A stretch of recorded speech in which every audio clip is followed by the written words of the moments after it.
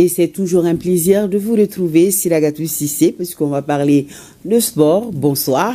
Bonsoir, Nyanya Le Traoré. Alors, nous allons commencer par le championnat national de Ligue 1 professionnel qui a pris fin ce dimanche, fin donc de la 4e journée. Oui, tous les regards étaient braqués ce dimanche vers le stade Mamadou Konaté pour ce classico Stade Malien de Bamako, Djoliba AC. Les Blancs du Stade Malien l'emportent 1-0.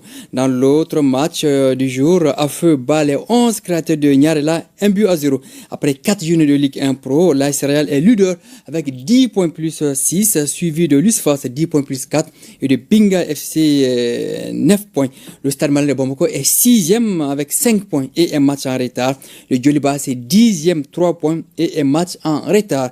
Les équipes reléguées pour l'instant sont les 11 créateurs de Nyarela 13e 1 point moins 3 et Malikoura 1 point moins 5. CAN Maroc 2025, jour J-7, les Aigles du Mali sont déjà dans le tempo de l'événement Siragatou. Oui, à peine la liste des 28 aigles dévoilée, le sélectionneur Tom Saint-Fit et son staff ont pris la direction du Maroc et leur camp de base de Casablanca pour préparer le terrain. 11 joueurs sont bien installés à l'hôtel Sofitel Tour Blanche, 5 étoiles. Ils sentent le parfum de la CAN. Il s'agit de Djigui Diarra, Mamadou Kamara, Ousmane Kamara, Amadou Haïdara Doudou, Alou Dieng, Mamadou Doumbia, Nathan Gassama, Ismaël Diarra Diawara, Mamadou Samassa, Ibrahim Sissoko et Mamadou Fofana Nojo. A noter que Mamadou Doumbia et Abdoulaye Diaby arrivent cette nuit à Casablanca. À la CAN, le Mali est très attendu. Ils vont participer à leur 14e phase finale, la 10e consécutive. 2025 sera-t-elle l'année du sac? La meilleure performance à la CAN est celle de 1972 avec cette 2e place il y a 53 ans de cela. Toutes mes excuses, Siragatou, je suis un peu arrumée. On va souhaiter bonne chance aux Aigles.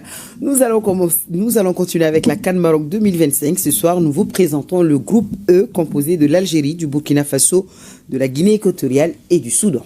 Basé à Rabat et Casablanca, le groupe E est homogène. Les Fennecs d'Algérie, vainqueurs en 1990 et 2019, les étalons du Burkina Faso, le Nzalang national de la Guinée équatoriale et les Faucons du Soudan aspirent tous à 2 places qualificatives pour les 8e de finale. Abdul Karim Kaba et Ousmane F. Traoré nous présentent le groupe E. L'Algérie et le Burkina Faso sont perçus comme les plus aptes à se hisser en tête du groupe. Les Fennecs sont les favoris naturels de ce groupe, étant vainqueurs du trophée à 2 reprises en 1990 et 2019. Les coéquipiers d'Irad Mahrez participeront à leur 20e CAN.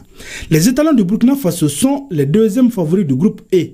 Les atouts du Burkina Faso pour la CAN 2025 résident dans son expérience de la compétition, 14 participations. La qualité de son noyau de joueurs évoluant dans de grands championnats, un sélectionneur local, Brahma Traoré, qui connaît le groupe, une forte cohésion nationale et un soutien populaire immense. Il a une stratégie rigoureuse pour optimiser les ressources. Les Nzalang national joue sa 5e CAN.